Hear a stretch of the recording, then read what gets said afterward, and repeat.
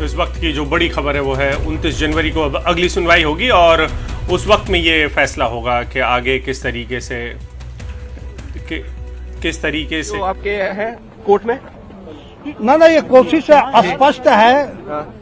धर्मदास जी हाँ। धर्मदास जी जी फिलहाल धर्मदास जी यहाँ पहुंचे हैं तारीख लेने में कामयाब रहे हैं दूसरा पक्ष, क्या कहेंगे सर? अब आइए यूं आइए ना, ये एक ही जगह बैठ के सर जी आओ यहीं पर सुन जगह।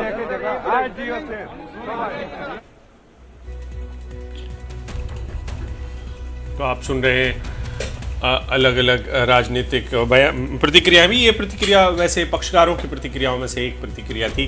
अब जस्टिस यूयू ललित को लेकर पेच फंस गया है। उन्होंने कोई केस से खुद को अलग कर लिया है। वो एक वक्त में जब वकील थे तो वो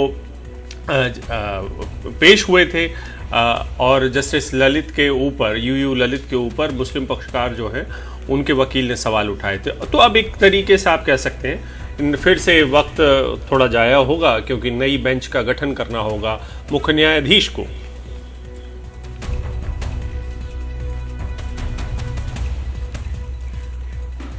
और हिमांशु शेखर और उमा शंकर हमारे साथ सुप्रीम कोर्ट से सीधा हमारे साथ जुड़ गए हैं।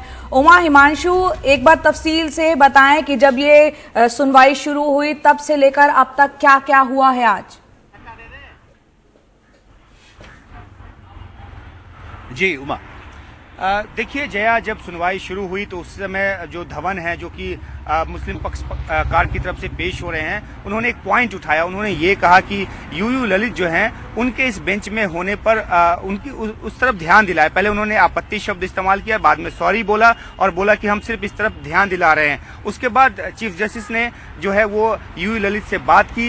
यूयू ललित ने उसके बाद मंशा जताई कि वो इस संविधान पीठ से अलग होना चाहते हैं और फिर इसके बाद ये फैसला आया कि अब आज इस बात की सुनवाई जो है वो टाल दी जाती है। 29 जनवरी को नई तारीख दी गई इस वजह से क्योंकि 5 सदस्यीय संविधान पीठ को इसकी सुनवाई करनी थी और चीफ जस्टिस नहीं चाहते हैं कि उससे कम जजों की जो तादाद है वो इसकी सुनवाई करे। तो अब एक नई संविधान पीठ का गठन होगा जो कि 29 जनवरी के पहले हो जाएगा। 29 जनवरी को जब सुनवाई शुरू होगी तो उसके बाद सुनवाई किस तरह से हो, दिन प्रतिदिन हो, डे टू डे बेसिस पे हो या क्या कुछ उसका एक तरीका हो, वो तय होगा और तारीख सुनवाई की जो है वो मुकर्रर होगी। जया।